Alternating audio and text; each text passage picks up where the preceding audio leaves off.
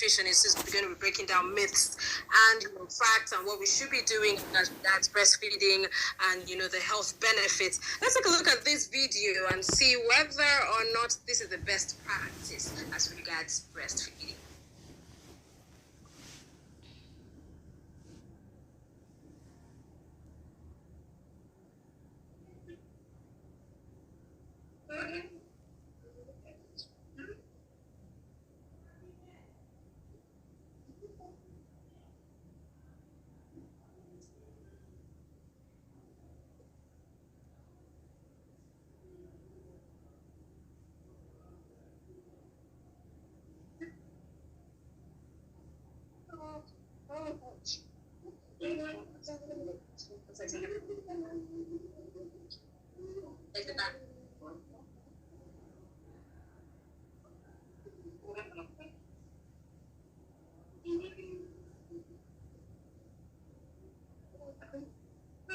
So I stumbled on this video yesterday and I was really worried at the kind of challenge that some women, expose themselves to or, get to experience as regards breastfeeding. And probably this is one of the reasons a couple of women are afraid of actually breastfeeding their child.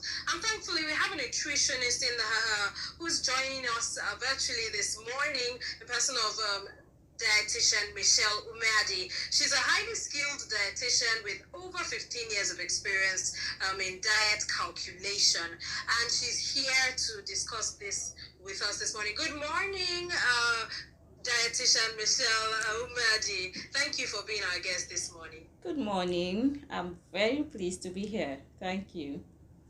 All right, now so let's kick off with the video on the mother who was going through excruciating pains while breastfeeding her child. Now, before I get your take on that, it was a video online, and then this was the caption underneath it, and I'm just going to be reading this from here.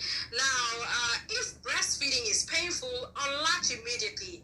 This particular video has been circulating all over the internet, and we just can't sit and watch because there are a lot of misconceptions flying around. Now, the sad part of this is that when the lack of knowledge is on the highest, what should be unacceptable will become the norm. The first point to note is, if breastfeeding is painful, unlatch immediately. And that simply means it's wrong latching, and unless it is corrected, the mother will end up with serious sore nipples, reduction in milk supply, frustration, and the baby will not even get enough milk. Except there's an underlying breastfeeding condition such as mastitis, breastfeeding shouldn't be painful. Secondly, the person helping her is obviously not a lactation consultant, and because we don't understand why a new mom is made to stand and force the nipple in the baby's mouth. Now, the poster here goes on to say that as the new mom, the biological nurturing position is always the best.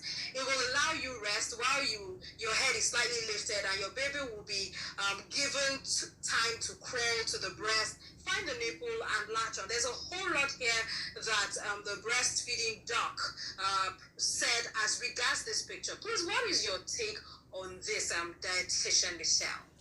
Thank you for asking. And first, I would say that the content there is actually true. The caption that says, if breastfeeding is painful, unlatch immediately. That is correct.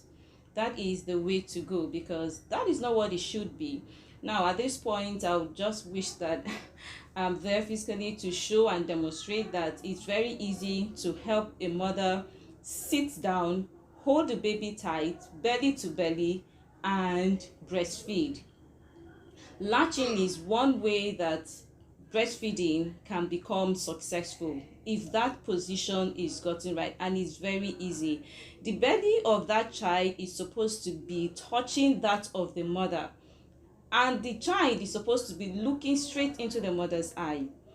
Allow the child to cry. Sometimes I tell new moms, if you don't understand how wide the baby should open his or her mouth, then do something. Allow the child to cry, shout, then you put the whole breast with the areola, the black part of the nipple, into the breast. That is how to latch, because when that happens, the gum of the baby will not be on the nipple, which is what happens during improper latching position.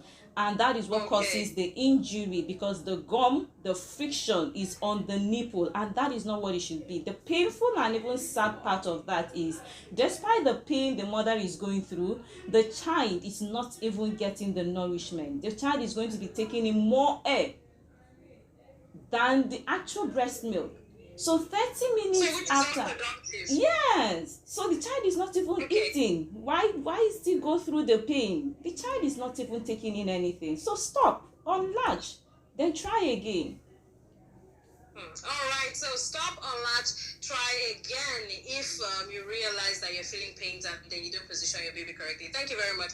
Now, on day 1, which was yesterday of the breastfeeding week, Tea or Coffee established that breastfeeding is crucial and it's beneficial for mother and child. Please, can you share your perspective as regards this from, the point of view of a dietitian and a nutritionist? Yes, very crucial and very important. Beneficial, not just for the baby, but even the mother. The most important for me, if you ask me about that, is the bonding between a mother and the baby. So it's an opportunity. There is something beyond natural.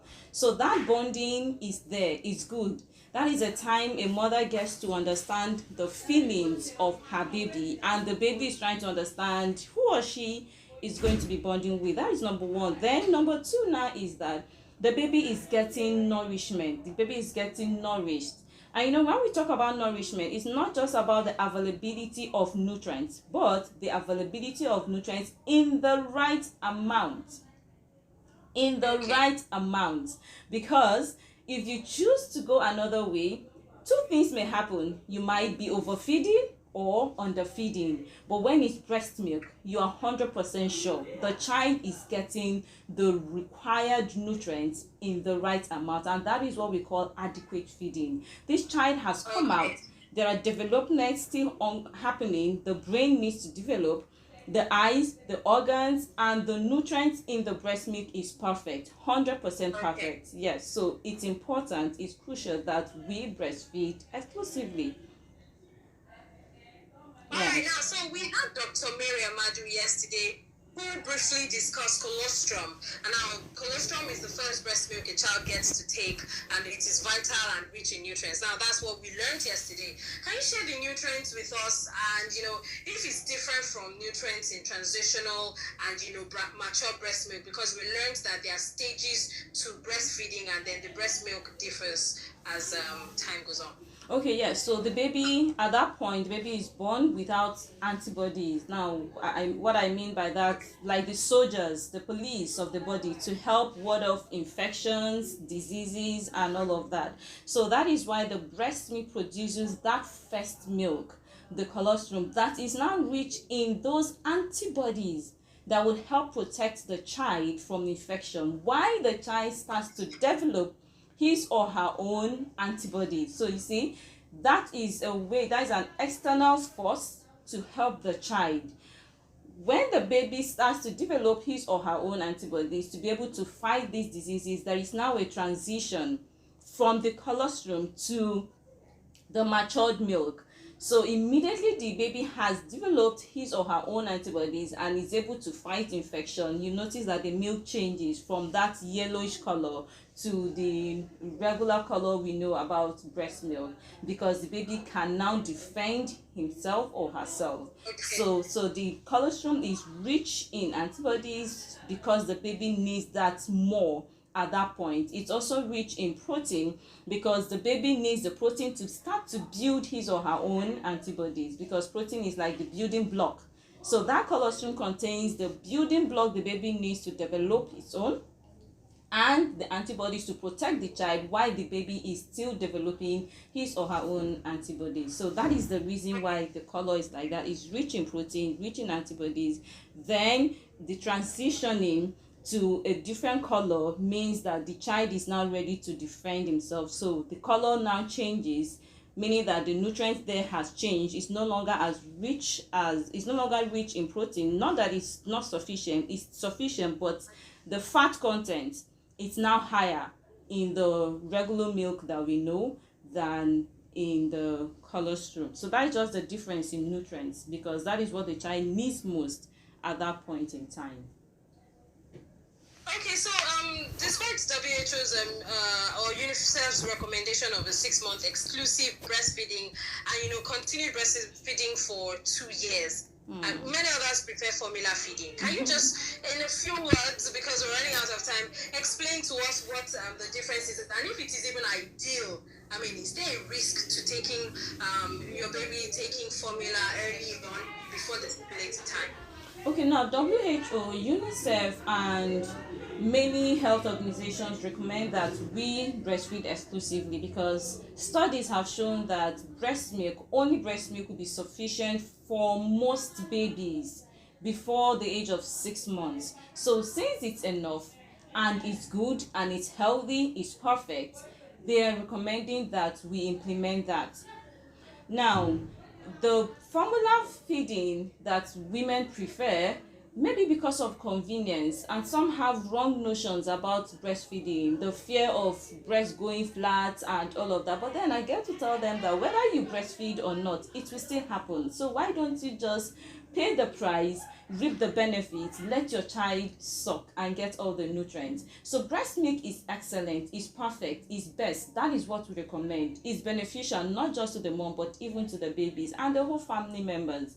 So that is what we want and expect mothers to do. Breastfeed exclusively for 6 months and it will be enough for your child, sufficient and rich and good. Thank you very much, dietitian Michelle Umedi, for this insight. It's just sad that time is not our friend, really. I wish we could have a whole lot more discussion as regards this on nutrition. But I'm glad that you've been able to give us some clear explanation that breastfeeding is important, particularly exclusive breastfeeding for the first 6 months. Thank you so much for being our guest today. Thank you for having me. Yeah. All right. Enjoy the rest of your day. Thank you. Yes. Okay, so we'll go on a break. When we come back, Tea or Coffee continues. Interesting conversation we've had so far.